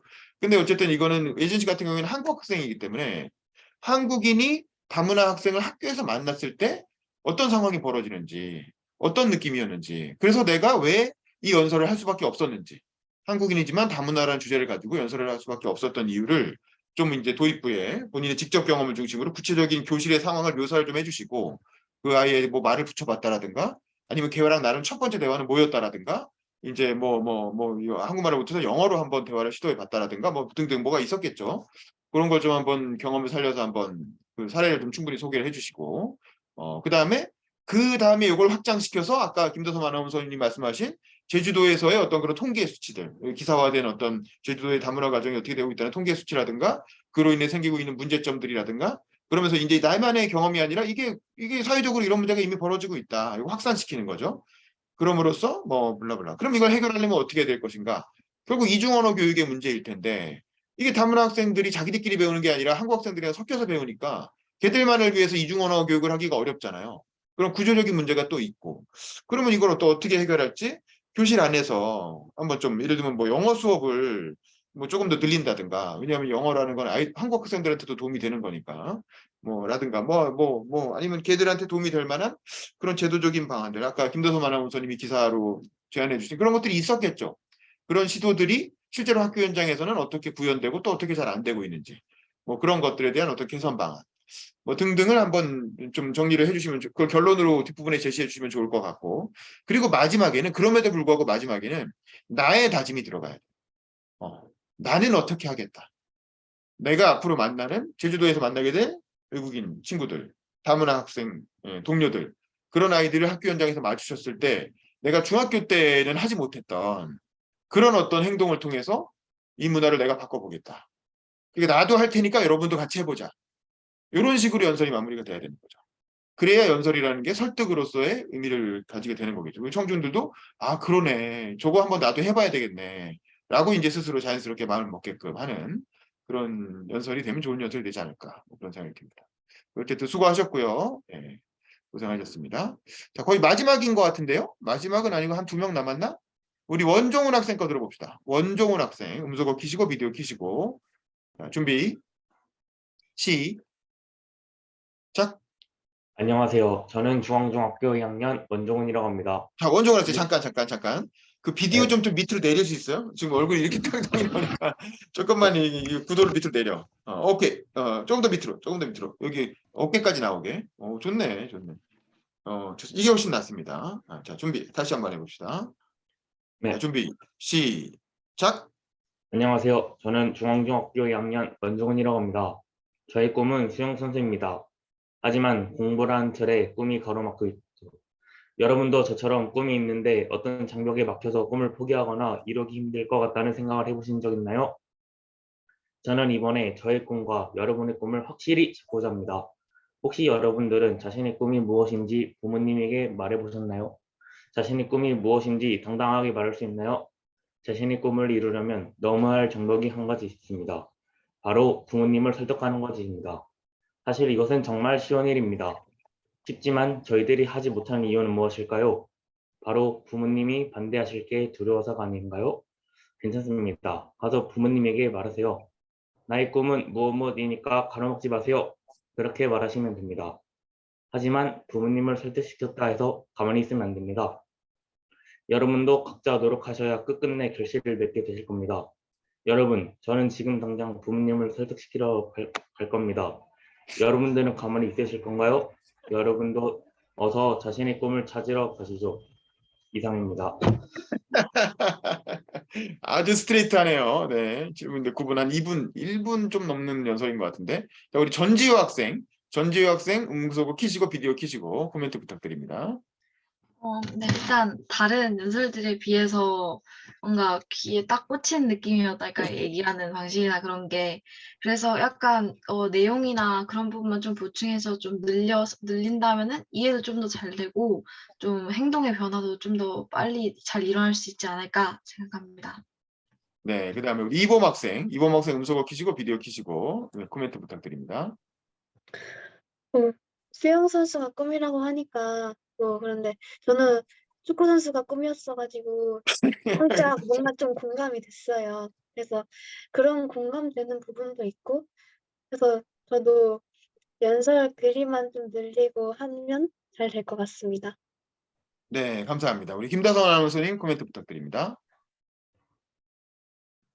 그 윤범기 기자님도 윤범기 기자님께서도 육성으로 웃으셨지만 저도 이제 이런 돌직구 화법을 딱 듣고 너무 귀여워서 육성을 웃었어요. 아마 그 심사위원분들도 마찬가지로 너무 귀여워서 단체로 한번 푹 하고 웃으실 거예요. 근데 여러분 연설을 하면서요 사람을 웃길 수 있다는 거는 대단히 큰 재능이고 이거는 정말 뭐 연설의 글의 완성도, 말의 완성도에 따라서 그것과는 별개로 제 호감이 굉장히 상승하는 그런 요소인 것 같아요. 저는 앞으로도 우리 원종은 씨가 이렇게 그냥 스트레이트로 자기가 하고 싶은 말 다 하면서 과감하게 살았으면 좋겠어요. 왜냐면 저는 그냥 저의 그냥 생각인데 우리 친구 크게 될 것 같아요. 이렇게 남들이 답변 봤을 때는 되는 논리력도 조금 부족하고 사실 논리력은 굉장히 부족한데 그리고 내용도 사실은 어떻게 보면 별거 아닌 걸 수도 있지만 이렇게 당당하게 대중한테 부족함에도 불구하고 당당하게 얘기할 수 있는 이 자신감이 저는 이제 나이 든 어른으로서 사실 너무 부럽기도 하고 진짜 좋은 점인 것 같거든요. 이 기세 절대로 살면서 잃지 말고요. 이렇게 앞으로 쭉 살았으면 좋겠고 이거 여기까지는 개인적인 이제 이야기였고 왜 수영 선수가 되고 싶은지 그러면 그리고 부모님은 그거에 대해서 왜 그다지 이렇게 뭐 좋으면 좋다? 탐탁지 않아 한다면 탐탁지 않아 한다. 이런 걸 좀 얘기했으면 좋겠고 저도 제 어린 시절 꿈이 생각나는데 제가 어렸을 때부터 신의 20일이라고 아주 이제 영화 잡지로서는 대단히 좋은 잡지인데 어른들 눈에는 탐탁지 않아 보였겠죠? 엄마한테 어느 날 엄마 나 신의 20일 기자가 되고 싶어 라고 말을 했어요. 중학교 때 비슷한 나이에. 그랬더니 엄마가 첫 마디가 이랬거든요. 다솜아, 너는 꿈이 왜 이렇게 작아? 이러는 거예요.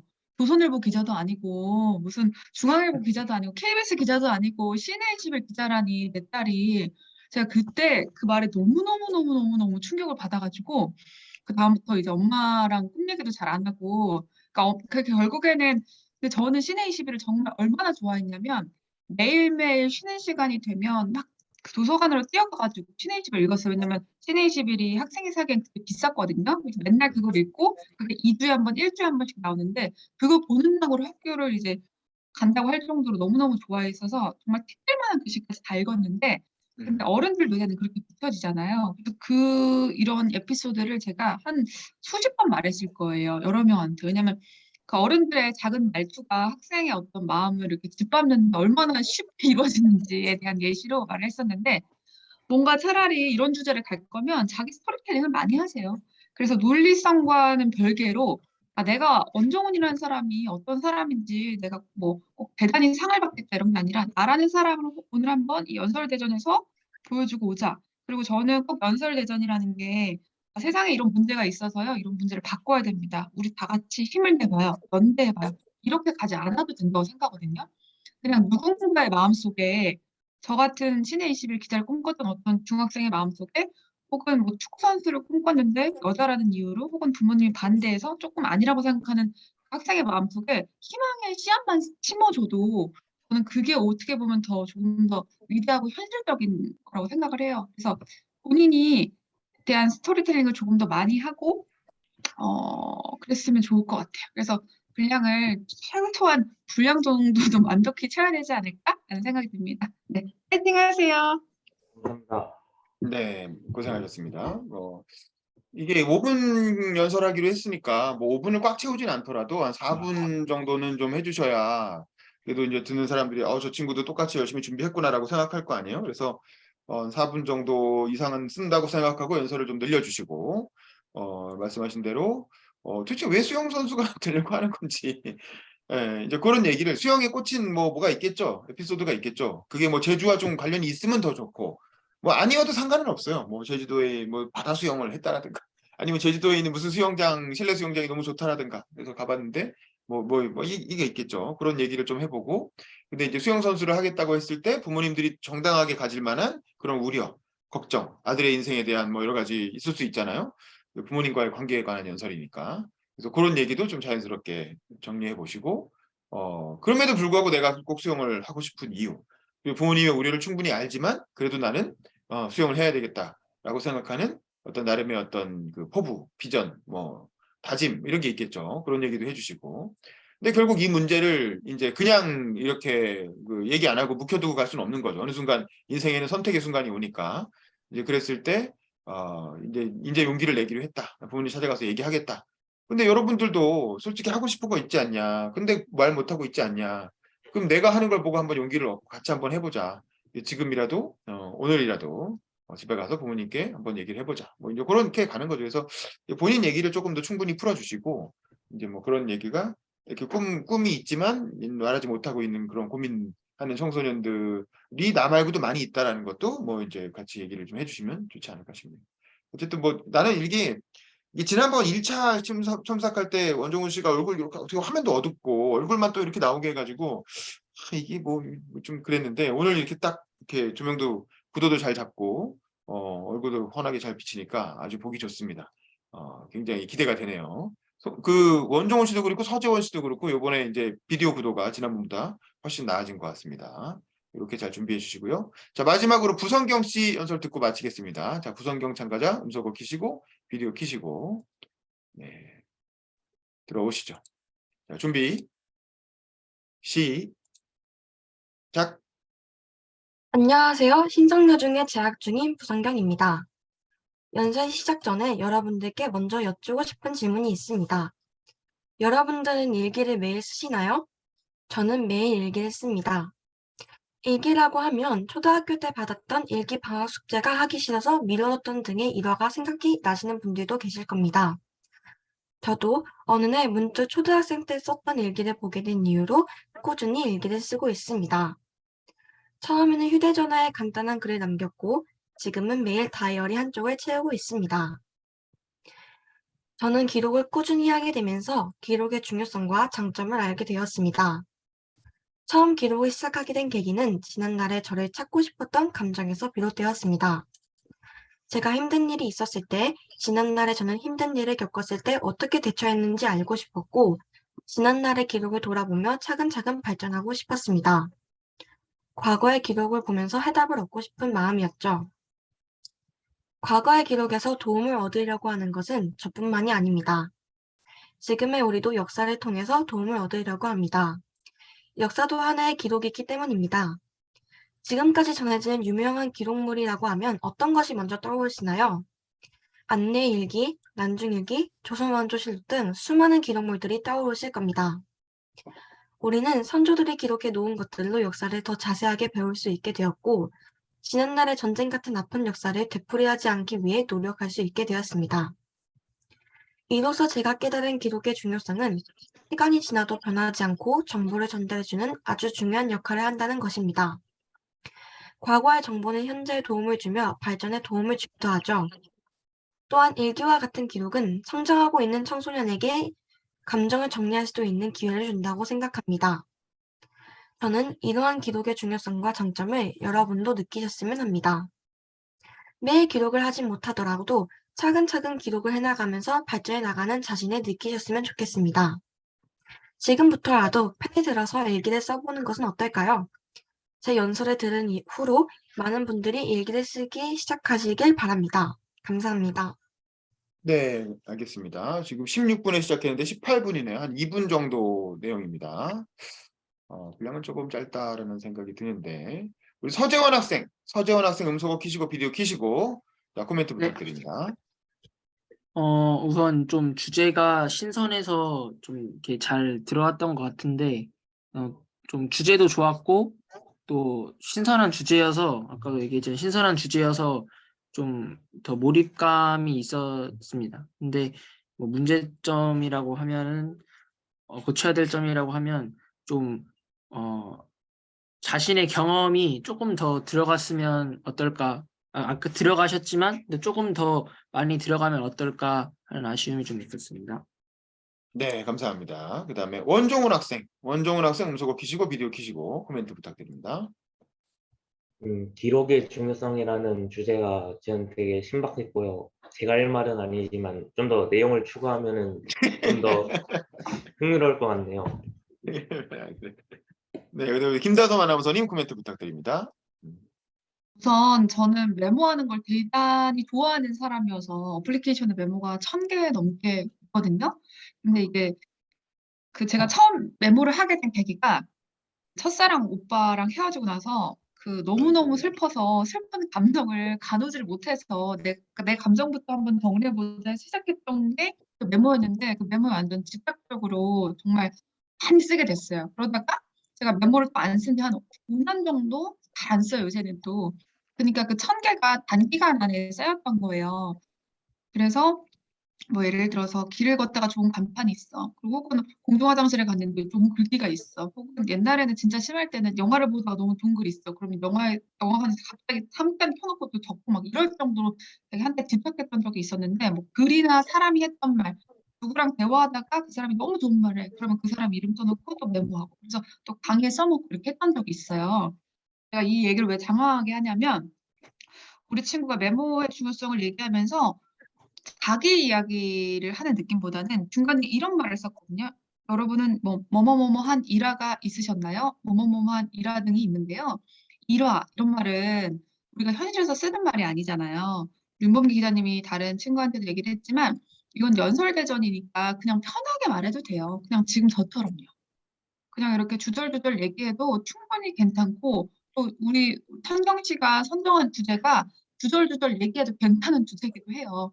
그래서 다만 이걸 어떻게 좀 사회적 이슈로 조금 확장해 나갈까? 이게 문제인데 우리 앞에 했던 원종훈 씨처럼 아예 자기 이야기를 딱 하고 전 이렇게 살고 싶어요. 이렇게 하는 것도 하나의 방법이고 우리 친구도 이렇게 프라이빗한 주제로 갈 거면 그리고 프라이빗한 메모라는 주제를 통해서 나의 경험을 통해서 많은 친구들이 메모 혹은 일기 이런 것들의 중요성을 조금 알고 같이 쉐어했으면 좋겠다라고 한다면 조금 더 말하듯이 설득해야 돼요. 지금은 너무 이게 글을 어디서 누군가가 잘 써온 글을 자기가 이제 읽는 느낌이 대단히 강하거든요. 그래서 자기 이야기도 조금 더 많이 하고, 그리고 예를 들어서 그렇게 일기를 많이 썼는데, 그런 일기가 내 생활 속에서 어떻게 구체적으로 도움이 됐고, 혹은 조금 사회적 이슈랑 연결을 지으려면, 뭐 그런 통계 자료가 있을 거예요. 일기를 많이 쓰는 뭐 초등학생, 혹은 메모를 많이 하는 초등학생, 뭐 지능이 높아, EQ가 높아, 혹은 일기를 쓰는 그런 습관이 언어 문해력 상승에 도움이 돼. 뭐 이런 식의 기사들이 있을 거거든요. 근데 결국에 이 주제를 너무 프라이빗하게 풀어가지 않고 조금 사회적 이슈로 가려면 그러한 기사들을 조금 찾아봐서 그냥 일기를 쓰는 게 좋아요가 아니라 일기를 쓰는 게 구체적으로 왜 좋은지에 대한 근거를 조금 더 통계 자료를 통해서 제시해보면 좋을 것 같다라는 생각이 들고요. 이게 충분히 풍부하고 내 스토리텔링을 많이 해도 되는 이야기잖아요. 자기 이야기를 조금 더 제가 아까 말한 뭐 첫사랑 오빠 뭐 이런 것좀 조금 더 재밌게 풀어내는 것도 좋지 않을까라는 생각이 듭니다. 왜 초등학교 때 일기를 보고 본인이 일기 쓰기 시작했다고 했는데 그 초등학교 일기장에 도대체 무슨 말이 적혀 있었길래 이걸 시작하게 된 거지? 저는 첫사랑 오빠 때문에 시작을 했는데 우리 성경 씨는 도대체 어떤 말을 썼을까? 그런 생각이 들어요. 네, 그래서 그런 부분들 굉장히 자기 이야기 잘 풀어놔줘서 고맙고요. 앞으로도 일기랑 메모 쭉 써서 재밌게 사세요. 잘 살 것 같습니다. 자, 성경 씨 고마워요. 네, 수고하셨습니다. 네네. 저도 코멘트를 하고 마무리하시죠. 뭐 내용 좋습니다. 기록의 중요성 얘기하고 일기를 쓰자 뭐 좋은데 좀 중학생 정도가 할 수 있는 좋은 얘기죠. 조금 더 본인 얘기가 좀 더 강화되면 좋겠고 그게 한편에 있고 그다음에 좀 더 이야기가 확장되면 좋겠다라는 생각이 좀 들어요. 그 지난날의 저를 찾고 싶다. 지난날의 저라, 지난날의 나라고 하는 게 좋겠죠. 너무 극존칭을 계속 쓰는 건 조금 약간 그것도 듣기에 좀 거북할 수 있거든요. 그래서 이제 초등학교 때 일기를 찾아봤더니 이제 김다솜 아나운서님 말씀대로 거기 적혀 있는 내용을 직접 읽어주는 거지. 그날 내가 느꼈던 감정이나 그날 있었던 일을 쫙 이렇게 직접 읽어주고, 초등학교 때 나의 어떤 그런 기록이 지금의 나에게 어떤 영향을 미쳤는지 그 얘기도 좀 써주고. 그래서 이게 기록이 정말 중요하구나라는 걸 이제 나의 사례를 통해서 알게 된 거죠. 그리고 이걸 좀 더 확장시켜 보면 그런 어떤 우리가 잘 몰랐던 기록이 발견돼서 그래서 역사가 재해석되거나 굉장히 어떤 중요한 인물에 대한 평가가 바뀌거나 그게 어떤 미래의 어떤 그 새로운 가능성을 열어주거나 뭐 이런 일들은 또 많이 있잖아요. 기록이 역사를 바꾼 사례라든가 기록이 어떤 중요한 정책 결정의 어떤 근거가 된 사례라든가 뭐 그런 거를 좀 같이 설명을 해주면 이렇게 별거 아닌 것 같은 작은 기록도 나중엔 되게 중요한 이렇게 그 가치가 있겠구나라는 걸 이제 청중들이 공감할 수가 있겠죠. 그럼 그게 공감이 되면 그러면 그 다음에 기록을 어떻게 해야 될 것인가? 그냥 부성경 씨는 지금 학생이니까 밤에 일기라도 한 편 쓰자 뭐 이렇게 얘기한 건데 그거 말고도 다양한 기록의 방법이 있죠. 저 같은 경우에는 트위터에는 항상 독서 일기를 쓰거든요. 독후감. 책을 읽으면 매번 번호를 매겨. 뭐 윤범기의 독서 일기 1, 2, 3 이렇게 해서 지금 1000 몇 번까지 왔는데 읽고 나서 트위터는 140자만 쓰면 되니까 부담 없이 짧게 쓸 수 있잖아요. 그래서 그걸 나중에 내 트위터를 보면 내가 어느 시기에 무슨 책을 읽었는지가 쫙 나오는 거야. 그리고 그 느낌도 다 정리가 돼 있는 거죠. 그러면 이건 나중에 나 자신의 어떤 역사가 되잖아요. 내 스스로의 기록이 되고. 그리고 뭐 마찬가지로 뭐 페이스북이나 인스타그램에는 뭐 그날 있었던 각종 행사들의 사진을 항상 찍어서 올리고 그리고 이제 거기에 간단히 행사의 제목, 이게 몇 차 행사인지, 뭐 누가 참여했는지 이런 것도 간단히 기록을 남긴단 말이야. 그럼 그런 것들도 나중에 역사를 추적하는 사람들이 필요할 때 찾아볼 수 있는 기록이 되는 거죠. 뭐 등등. 그러니까 이게 지금 SNS 시대이기 때문에 옛날에 일기장에 이렇게 손으로 써야 기록이었지만 지금은 얼마든지 수없이 많은 방법으로 뭐 유튜브도 기록일 수 있고 그 유튜브의 모토가 일상을 기록하라예요. 당신의 일상을 기록하라. 이게 유튜브를 만든 모토거든. 그래서 뭐 그런 것도 한번 찾아보시고. 그리고 우리는 다양한 방법으로 기록을 할 수가 있다. 이제 그런 어떤 기록을 통해서 우리의 삶도 바꿀 수 있고 우리의 사회도 바꿀 수가 있다. 사실은 뭐 기록이 불투명하기 때문에 부정부패도 저지르고 나쁜 짓도 하고 그러고도 이제 모른 척 넘어가고 뭐 이런 거잖아요. 근데 이제 기록이 많아지면 사실 그런 게 나중에 다 밝혀지게 되니까 함부로 못하게 되는 점도 있는 거고. 그래서 뭐 그런 부분들에 대해서 기록의 중요성을 단순히 일기를 쓰자라고 끝날 게 아니라 물론 이제 구체적인 실천을 일기를 쓰는 걸로 시작하겠지만 그 중요성을 좀 더 폭넓게 설명을 해주시면 되게 어른들도 공감할 수 있는 굉장히 좋은 연설이 되지 않을까 뭐 그런 생각을 해봤습니다. 자, 고생하셨고요. 자, 이제 마지막으로 소감 나누고 마치도록 하겠습니다. 다들 비디오 켜주시고 가능하시면 자, 음소거 키시고 비디오 키시고 자, 우리 마지막에 연설 발표한 부성경 씨부터 간단히 음소거 키시고 본인 소감 얘기해 주세요. 오늘 어떠셨나요? 음소거 키시고. 제가 아쉽게도 1차에 참여를 못해서 2차 때는 어떻게 준비를 해야 되나 하면서 정말 많이 고민하면서 연설 쓰게 되었는데요. 막상 해보니까 이렇게 다양한 분들의 의견도 들어보고 이제 컨펌을 구체적으로 가질 수 있어서 굉장히 뜻깊은 시간이었던 것 같습니다. 감사합니다. 네네. 컨펌은 저희가 하는 게 아니고 부성경 씨가 직접 하는 겁니다. 저희는 그냥 조언을 드리는 거고 결국 이 연설에 대한 책임은 본인이 지는 거기 때문에 자기 스스로가 컨펌하는 겁니다. 서재원 씨도 소감 얘기해 주세요. 저 1차 때 제가 한 연설 중에서 가장 못했다고 생각할 정도로 좀 미숙했던 1차 첨삭이었는데 또 저번 1차보다 책도 좀 읽었고 그 나만의 연설문을 써라 책도 읽었고 또 그 책 또 갖고 오시면 주변 제가 사인해 드릴게요. 네, 감사합니다. 제주도 네. 때. 또 제가 다녔던 영어학원 선생님이 또 이런 거 일가견이 있으셔서 또 조언도 받고 뭐 여러 주변 분들과 또 책 덕분에 여러 지금 그 주변 분들의 도움도 받아서 제가 지금 더 개선된 연설문을 쓰게 됐던 것 같고 또 내일도 있고 또 다음 주에도 연설 첨삭이 있으니까 이때까지 또 더 열심히 노력해서 자만하지 않고 열심히 해가지고 좋은 결과가 됐으면 좋겠습니다. 감사합니다. 네, 알겠습니다. 오예진 씨. 오예진 씨도 음소거 키시고 소감 얘기해 주세요.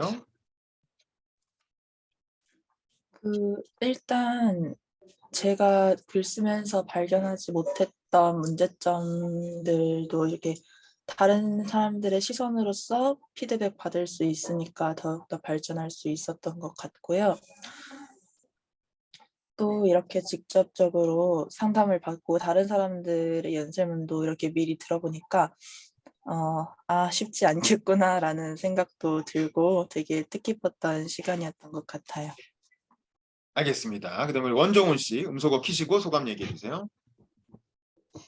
워낙 다른 분들이 잘하셔가지고 저는 긴장했는데 그래도 저번 1차 때보다는 좀 더 나은 것 같아가지고 좀 더 뿌듯했습니다. 네, 그다음에 이봄 씨 음소거 키시고 소감 얘기해 주세요. 연설문 쓸 때는 뭔가 방향을 못 잡았던 것 같은데 참석 후에는 그래도 뭔가 가야 할 방향을 잡은 것 같아서 좋았고요. 저도 나만의 연설문을 써라 그 책 꼭 읽어보고 싶습니다. 알겠습니다. 네, 그거 제가 쓴 책이에요. 모르시는 분들 참고하시고. 전지호 씨 음소거 키시고 코멘트 해주세요. 저도 연설문 쓰면서 하고 싶은 말이 워낙 많다 보니까 좀 장황해진 느낌도 있고 했었는데 이번 첨삭을 통해서 좀 어떤 구체적으로 어떤 주제 하나를 찾겠다라는 그런 명확한 목표도 생긴 것 같고 목표가 하나 생기니까 앞으로도 연설문 좀 더 좀 잘 쓸 수 있을 것 같습니다. 네, 그다음에 황중모 씨. 황중모 씨도 가능하면 비디오 좀 켜주시고 음소거 키고 소감 얘기해 주세요.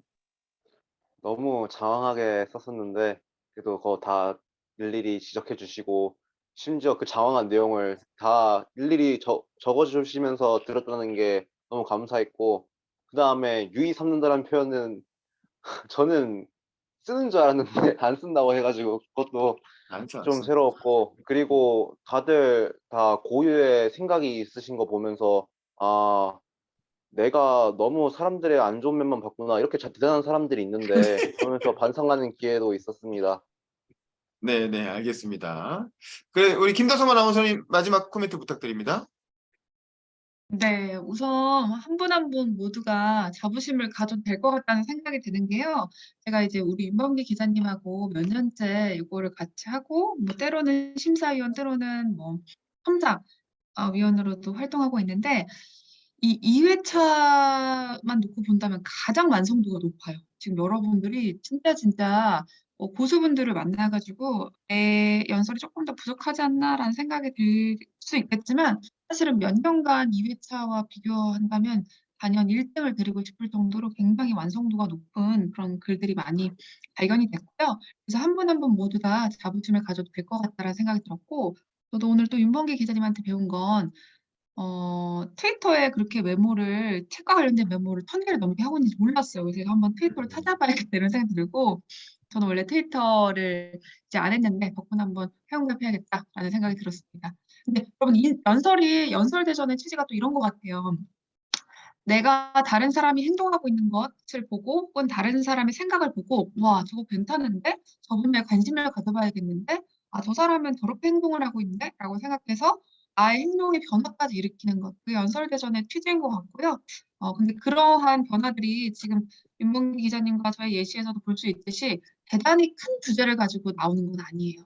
굉장히 사소한 주제를 가지고도 그렇다면 나도 오늘서부터 독서 메모를 한번 해볼까? 이런 식으로 되는 거죠.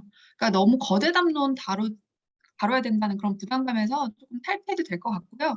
진짜 여러분이 평상시에 관심이 있었던 주제, 그리고 좋아하는 주제, 관심이 있었지만 잘 모르겠다. 근데 공부하면 알 수 있을 것 같다. 이 정도의 주제를 선택하시는 게 가장 좋지 않을까라는 생각이 듭니다.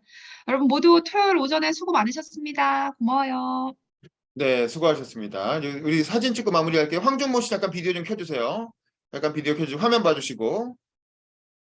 황준모 씨 잠깐 비디오 켜시고. 자, 하나, 둘, 셋. 자, 잠깐 확인 좀 해보겠습니다. 오케이, 잘 들어갔네요. 자, 수고하셨고 그럼 내일 아침에 또 뵙겠습니다. 네, 수고하셨어요. 수고하셨습니다. 바이바이. 네, 수고 많으셨습니다. 감사합니다. 네.